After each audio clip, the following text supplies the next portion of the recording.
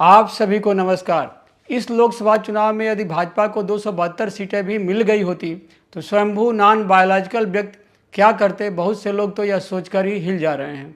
कई लोग बिना लाग लपेट कह रहे हैं, यदि इस चुनाव में भाजपा को पूर्ण बहुमत मिल गई होती तो परमात्मा दूत सबसे पहले भाजपा की जननी राष्ट्रीय स्वयंसेवक संघ को ही निपटाते।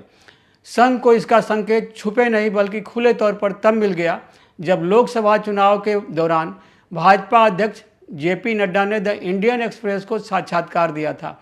इसके पहले मध्य प्रदेश विधानसभा चुनाव के बाद मिला, जब राज्य में भारी बहुमत से जीत के बाद भी शिवराज सिंह चौहान को मुख्यमंत्री फिर नहीं बनाया गया। ऐसे 2-3 और मामले हैं, लेकिन सीधे संघ को सही करने के पहले जरूरी था भाजपा में केंद्र व राज्यों की सरकारों में उनके जो विश्वस्त प्रमुख स्तंभ हैं उनको ध्वस्त करना, जो संघ सर्वोच्च की मानते ही मानते हैं। नीचे जो संघ के नाम पर सत्ता वाली स्वाधुता करने लगे हैं उनकी नहीं। तो ऐसे नेताओं को किनारे लगाने की शुरुआत हो गई नवंबर 2023 से।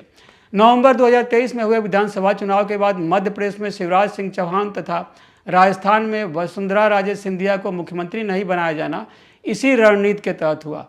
लेकिन उसके कुछ माह बाद हुआ इस लोकसभा चुनाव में उत्तर प्रदेश की जनता ने देश को तानाशाही से बचा ही दिया। राष्ट्रीय स्वयंसेवक संघ, मुख्यमंत्री योगी आदित्यनाथ, केंद्रीय मंत्री नितिन गडकरी, पूर्व मुख्यमंत्री शिवराज सिंह सहित भाजपा के तमाम नेताओं को भी बचा लिया। 2014 से 2024 के 2 टर्म 10 वर्ष के पूर्ण बहुमत के शासन में पीएम नरेंद्र दामोदर दास मोदी ने सत्ता पर इस तरह से कंट्रोल किया कि विपक्ष त्राही त्राही करने लगा। विपक्ष सहित सहयोगी दलों को भी तोड़ना, उनके नेताओं के यहाँ ईडी, सीबीआई, आयकर याद के छापे डलवाना, केस में फंसाकर गिरफ्तार करवाना, उनके परिचित व्यवसायियों के यहाँ छापे डलवाना, यह सब इतना बढ़ गया कि कई लाख करोड़पति देश छोड़कर विदेश जा बसे। कुछ विपक्षी दलों को तो पीएम मोदी ने बर्बाद ही कर दिया, जैसे आम आदमी पार्टी को। इसी तरह बीजू जनता दल वाजपेयी सरकार के समय से ही एनडीए में रहा। मोदी के समय वह बाहर से केंद्र सरकार को समर्थन करता रहा। उस बीजू जनता दल प्रमुख नवीन पटनायक के विरुद्ध पीएम मोदी ने चुनाव में किस निचले स्तर पर जाकर बोला, क्या कहा, यह देख सुनकर बहुत से लोगों को लगा कि कहाँ तो वाजपेयी, आडवाणी, कहाँ मोदी। यह आदमी किस स्तर तक गिर सकता है। संघ से दीक्षित वाजपेयी, आडवाणी भी थे, संघ के उत्पाद मोदी भी हैं, पर अंतर जमीन आसमान का।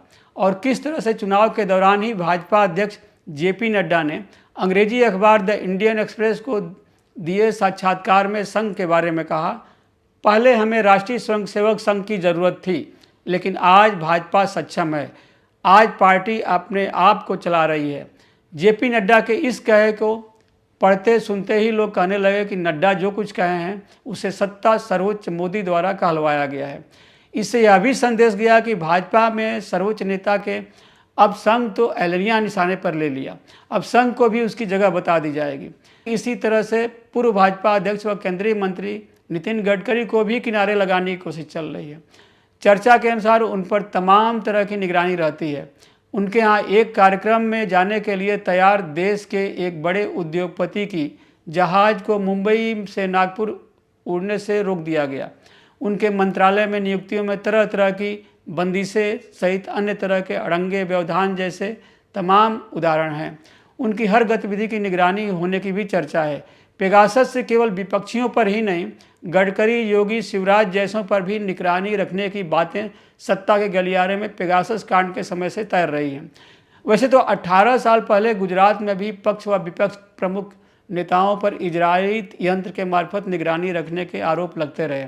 फिलहाल केंद्र में सरकार बनाने के लिए जो बैठकें हुई उसमें नितिन गडकरी कितना दिख रहे हैं। योगी की भी इसी तरह से मुख्यमंत्री पद से हटाने की बात शुरू हो गई है। केंद्र के बड़े साहब तो उनको मुख्यमंत्री ही नहीं बनाना चाहते थे। मनोज सिन्हा को बनाने की तैयारी हो गई थी, लेकिन योगी के पक्ष में संघ के अड़ जाने के चलते योगी को मुख्यमंत्री बनाना पड़ा। अब तक के उनके कार्यकाल के दौरान उनको 2 बार हटाने केशव प्रसाद मौर्य को मुख्यमंत्री बनाने की कोशिश हुई। उस गुट में तब के कैसरगंज के सांसद बृजभूषण शरण सिंह भी रहे, लेकिन अपने काम ईमानदारी से योगी ने प्रदेश व देश में अपनी छवि ऐसी बना ली जिसके कारण उनको मोदी शाह हटाने में सफल नहीं हो सके। तो अब लोकसभा चुनाव के बाद उत्तर प्रदेश में इतनी कम सीटें जीतने का मुद्दा बनाकर उनको एक बार फिर मुख्यमंत्री पद से हटाने की मुहिम राज्य व केंद्र के कुछ ब्राह्मण, भूमिहार व पिछड़ी जात के नेताओं के मार्फत शुरू करा दी गई है। लेकिन तमाम लोग कह रहे हैं कि योगी को तो टिकट चयन से लेकर प्रचार आदि में पूछा तक नहीं गया। उन्होंने जिन सांसदों के खिलाफ माहौल है उनकी सूची भेजी थी, उसको केंद्र के शासकों ने रद्दी की टोकरी में डाल दिया। सब कुछ शाह व उनकी टीम ने किया। तो अब उत्तर प्रदेश में कम सीट आने का ठिकरा क्यों व कैसे योगी आदित्यनाथ के सिर पर फोड़ने की कोशिश हो रही है? जो कुछ हुआ है उसके जिम्मेदार तो मोदी व शाह ही हैं।